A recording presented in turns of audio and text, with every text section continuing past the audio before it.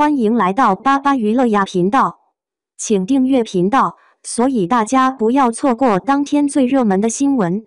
我们今天的时事通讯包括以下内容：程毅的逆袭之路，从仙侠小生到国民男神的5部封神之作，从颜值危机到大男主之光，他凭什么逆袭？2025年的内娱江湖，流量明星的速朽与实力派的长红形成鲜明对比。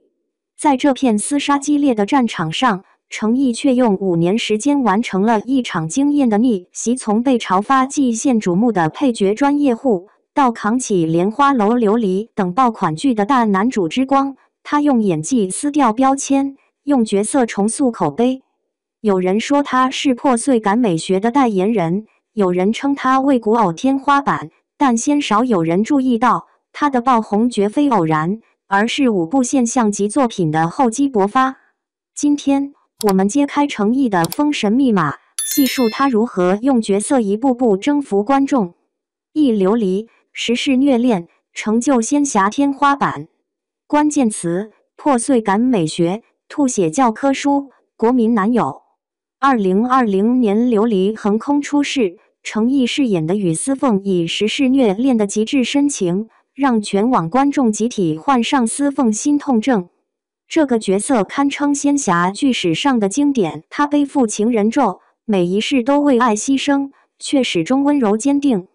程毅用细腻的微表情和极具感染力的哭戏，将隐忍与深情演绎到极致。面具下的眼神流转，吐血时的破碎美感，告白时的颤抖声线，让观众直呼丝凤的血吐进了我心里。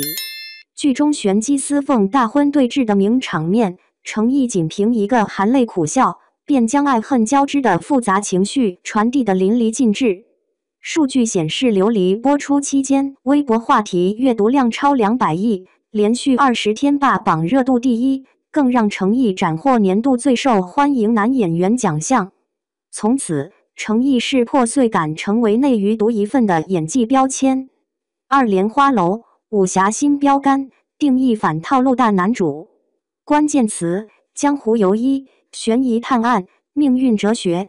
如果说琉璃让程毅爆红，那么2023年的莲花楼则让他彻底封神。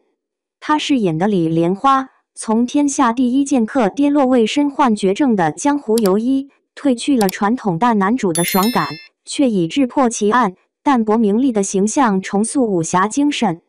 剧中，程毅贡献了教科书级的层次演技，李香怡的傲气，李莲花的洒脱，面对师兄背叛时的悲怆，被他演绎得入木3分。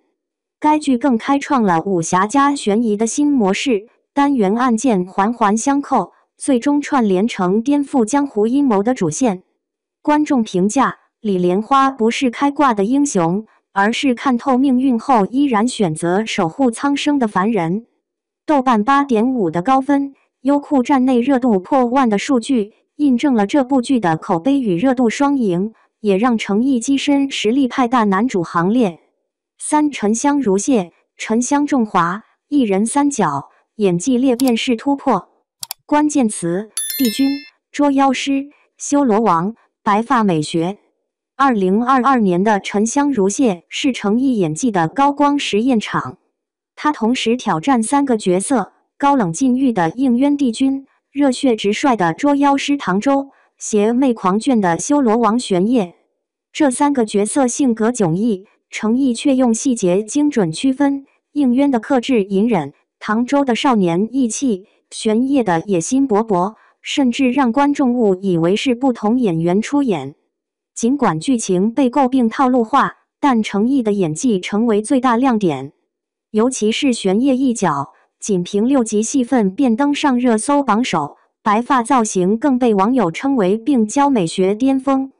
数据显示，该剧抖音相关话题播放量超500亿，证明了程毅的扛剧能力。底线：现实题材破圈，撕掉古偶标签。关键词：基层法官、职场成长、剧抛脸。在古装剧领域登顶后，程毅选择以底线挑战现实题材。他饰演的基层法官周易安，从青涩新人到独当一面，没有仙侠滤镜，只有烟火气。剧中，他处理网红猝死案、职场性骚扰案等社会热点案件，用细腻演技展现法官的理性与温情，庭审时的专业严谨，调解时的接地气幽默，面对压力时的迷茫挣扎，让观众惊呼诚意，竟是剧抛脸。该剧收视率连续破2，更被最高人民法院官方点赞，真实还原司法工作者形象。诚意用实力证明，他不仅能驾驭仙侠虐恋，也能在现实题材中扎根生长。5. 青云志，起点之作，暗藏逆袭伏笔。关键词：林惊羽，武侠初心，潜力新星。回溯诚意的崛起之路，2016年的青云志是重要起点。他饰演的林惊羽冷峻孤傲，手持斩龙剑的侠气与后期黑化的挣扎，虽戏份不多，却令人印象深刻。尤其是与张小凡的兄弟情，诚意用眼神戏传递出从信任到决裂的复杂情感，被原著粉称赞神还原。这部剧让他获得年度潜力演员提名，更埋下逆袭的种子，观众记住了这个打戏行云流水的新人，也为日后莲花楼的武侠之路奠定基础。内娱大男主的破局者，未来可期。诚意的逆袭，本质上是角色力对流量逻辑的胜利。他用5年时间完成从仙侠小生到国民男神的蜕变，靠的不是热搜营销，而是对每个角色的极致打磨。演技方法论：善用眼神戏传递复杂情绪，以破碎感引发共情。选剧眼光：平衡商业与艺术，莲花楼证明男频剧也能口碑爆款。职业规划：古装与现实题材双线并进，拒绝舒适区。如今，随着待播武侠剧《赴山海》引发期待，诚意的大男主之路仍在进阶。